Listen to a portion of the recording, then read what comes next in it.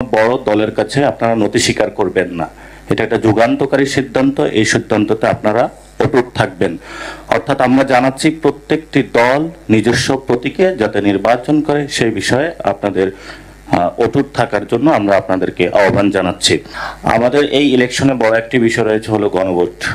গণভোট কি প্রক্রিয়া হবে, কিভাবে আপনারা এটা বাস্তবায়ন করবেন, এই সুনির্দিষ্ট নীতিমালা আমরা কবে পাবো, কবে আমরা প্রচারণা করতে পারবো, সেই বিষয়ে আপনারা আজকে আমাদের একটু জানাবেন এবং আপনাদের থেকে জেনে আমরা হয়তো ওই বিষয়ে আমরাও কিছু কোলাবোরেশন কাজ করতে পারবো বলে আশা করি। বিকজ দ্যাট এটা অনেক দিন পরে বাংলাদেশে হচ্ছে এবং আপনাদের এই সিস্টেম কতটুকু ডেভেলপ করা আছে সেটা নিয়েও আমরা সন্দিহান রয়েছি। সো আপনাদের যদি কোনো সাজেশন পলিটিক্যাল দলগুলোর থেকে প্রয়োজন আপনারা আজকে চাইতে পারেন, আমরা এইটাতে অপারেশন করতে রাজি আছি। তবে সামগ্রিকভাবে আপনারা অনেকগুলো নীতিমালা তৈরি করেছেন, এটি বাংলাদেশের সুষ্ঠু ইলেকশন দিতে যাচ্ছেন। জাতীয় নাগরিক পার্টির পক্ষ থেকে আমরা 100% কোঅপারেশন থাকবে এবং আমরা চাই যাতে অন্যান্য আমাদের যারা সহযোদ্ধাবৃন্দ রয়েছেন তারাও যদি এই ইলেকশনটাতে একটা কোঅপারেশন মোডে আসে হয়তোবা আমরা একটা সুষ্ঠু ইলেকশনের দিকে যেতে পারবো। ইলেকশন কমিশন সবগুলো দলের উপরে থাকবে, তাহলে হয়তোবা আমরা এই কোঅপারেশনে এগিয়ে আসতে পারবো।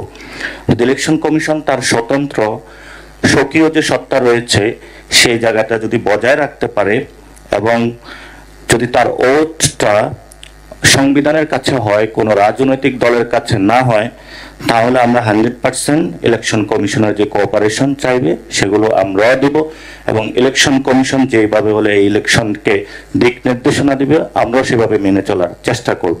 সময় খুবই স্বল্প এবং এটা অনেক দিন পরে যেহেতু বাংলাদেশে হচ্ছে। দ্বিতীয় যে বিষয়টি, যে আমাদের যারা আমরা যখন দল গঠন করেছিলাম আমাদের যারা নারী সহযোদ্ধাবৃন্দ রয়েছে তাদের প্রতিদিন সাইবার হ্যারাসমেন্টের আমরা শিকার হচ্ছি। তো ইলেকশনের সময় এই জিনিসটা আরো বেশি হয়। তো সেই ক্ষেত্রে আপনারা এটা নিয়ে স্পেশালি যারা উইমেন সেকশন রয়েছে তাদেরকে কিভাবে এটা থেকে সেভ করা যায় একটা মনিটরিং সেল যদি আপনারা গঠন করে দিতে পারেন, রিয়ালি এটা আমাদের জন্য অনেক ভালো হবে। কারণ বাংলাদেশে বড় একটা সংখ্যক এখন নারী রয়েছে। এখানে এই সংস্কার কমিশনের মধ্যে আমরা প্রস্তাবনা রেখেছিলাম যাতে নারীদের বড় একটা অংশগ্রহণ বাংলাদেশে এনশিওর করা যায়। আরেকটি বিষয় রয়েছে যেটা হলো এই তরুণ প্রজন্ম এখন যেহেতু এই ইলেকশনে অংশগ্রহণ করবেন, এটা ফেস্টিভ মোড করার জন্য আপনারা প্লিজ আইন শৃঙ্খলা বাহিনীকে একটু অ্যাক্টিভ করবেন, যেহেতু একটু বিশৃঙ্খলা যদি সৃষ্টি হয় হয়তোবা তরুণ প্রজন্ম যে ইলেকশন প্রসেস গণতান্ত্রিক প্রক্রিয়ার মধ্যে যে একটা সম্মান বোধ আসছে এটা যাতে নষ্ট না হয়ে, কারণ যদি একবার এটা আবার নষ্ট হয় হয়তোবা তারা আরেকটি বিপ্লবের পথে চলে যাবে। এটা আমাদের জন্য কারোর জন্য কোনো সুখকর বিষয় হবে না। লিমিটেড টাইম দিয়েছেন, আমরা বলেছি যে এটা লিমিটেড টাইম না করে একটু বৃদ্ধি করার জন্য বা প্রসেসগুলো অনেক আগে চালু করার জন্য যদি এটা করতে পারতেন তাহলে হয়তোবা প্রবাসী ভোটারদের টার্ন বা আউটটা রেশিওটা অনেক বেশি পড়তো। এখন টার্ন আউটটা অনেক কম হবে, পরে আপনারা বলবেন যে প্রবাসী ভোটার বেশি পড়ে না, আমরা এটার পিছনে টাইম ওয়েস্ট করতে চাই না। তো প্রবাসী যারা ভোটার ডায়াসপোরাতে রয়েছে তারা আমাদেরকে অনেক বেশি কনসার্ন জানিয়েছে। সো আপনারা একটু সিরিয়াস হয়তো এটা দেখবেন।